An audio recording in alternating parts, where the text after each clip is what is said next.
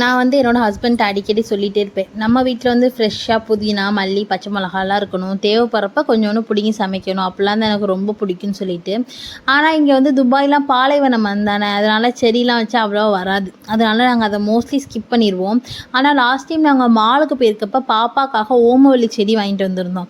அதில் தண்ணி மட்டும் தான் ஊற்றுறேன், நல்லா வளருது. அவங்க கொடுக்குற மண் பூந்தொட்டியோடய வாங்கிட்டு வந்தால் அப்போ வளரும் போல் வீட்டில் வச்சா கூட அப்படின்னு சொல்லிட்டு, சரி ஓகே அப்போ கொஞ்சம் பிளான்ட்லாம் வாங்கி வைப்போம் அப்படின்னு சொல்லிட்டு செக் பண்ணலாம் நர்சரிக்கு தான் போயிருந்தோம்.